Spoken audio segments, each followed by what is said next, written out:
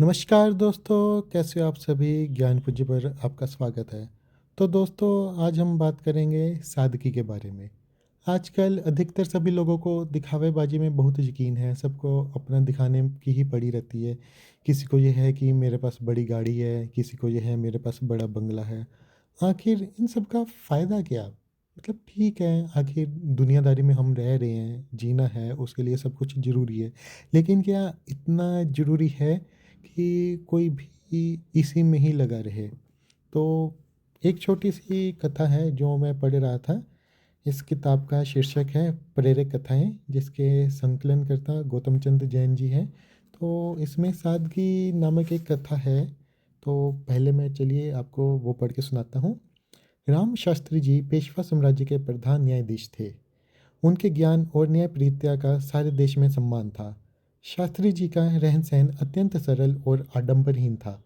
उनके परिवार के सभी सदस्य शास्त्री जी के सिद्धांतों के अनुकूल ही चलने वाले थे। एक बार का प्रसंग है कि शास्त्री जी की पत्नी पेशवाओं के घर गई। वह पर्व का दिन था। राजघराने की महिलाएं शास्त्री जी की पत्नी को देखकर आश्चर्य करने लगीं। उनके साधारण सी सूती साड़ी थी और गहने भी वह पहने हुए नहीं थी। राजघराने की महिलाएं सोचने लगी कि राज्य के प्रधान न्यायाधीश जैसे उच्च पद पर आसीन विद्वान व्यक्ति की पत्नी इस प्रकार रहे तो पेशवा को भी गिलानी महसूस होगी। फिर शास्त्री जी पेशवा के गुरु भी थे। रानी ने गुरु पत्नी को बहुमूल्य वस्त्र आभूषणों से सजाया और पर्व समारोह की समाप्ति के पश्चात उनको पालकी में बैठाकर विदा किया। पालकी शास्त्री जी के द्वार पर पहुंची। कहारों ने आवाज़ दी। घर का द्वार खुला और फिर बंद हो गया।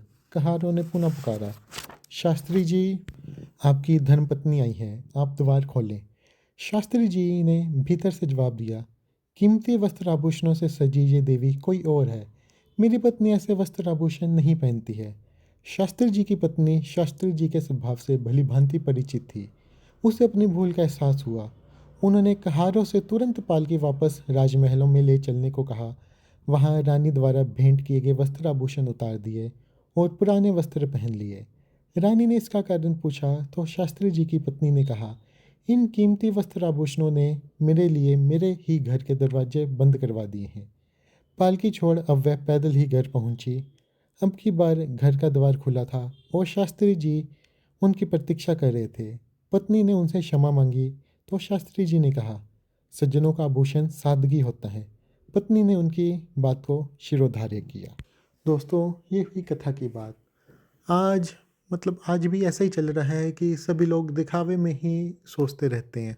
कभी आप सोचना, अगर कभी आपने कहीं पर जाना हो, जितना अधिक सामान आप लेकर जाएँगे, सोचेंगे कि मैं घड़ी भी लेकर जा रहा हूँ अपनी, मेरे पास मेरी एप्पल की स्मार्ट वॉच है, एप्पल का स्मार्टफ़ोन है, मैं दिखाऊँगा, सब देखेंगे और मेरी तारीफ़ करेंगे, वाह-वाह करेंगे। आखिर इसका फ़ायदा क्या? दिखाने के लिए कमा रहे हो या फिर जीवन जीने के लिए कमा रहे हो? सबसे पहले तो ये सोचना चाहिए कि जो आपका कमाई का साधन है, वह आप अपने जीवन निर्वाह के लिए कर रहे हो या फिर दिखावे के लिए। जिस दिन ये बात से आप परिचित हो जाओगे, फिर ज़िंदगी काफ़ी आरामदायक हो जाएगी। और कभी इन सभी चीज़ों को दूर रखकर एकदम खाली जितना ज़रूरी सामान चाहिए, उतना लेकर ही जाकर कहीं पर घूम फिर कर, कहीं का भी प्रोग्राम हो, मन करे, ऐसे करके आना। फिर देखना जो सादगी में आनंद मिलता है ना, वह इस भौतिकता भरी ज़िंदगी में है ही नहीं। ठीक है, कुछ वस्तुएं ज़रूरी हैं, लेकिन उतनी ही ज़रूरी है जितनी ज़रूरी होनी चाहिए। उससे अधिक तो सिरदर्दी हुई है। तो थोड़ा समय मिले तो सोचिएगा इसे।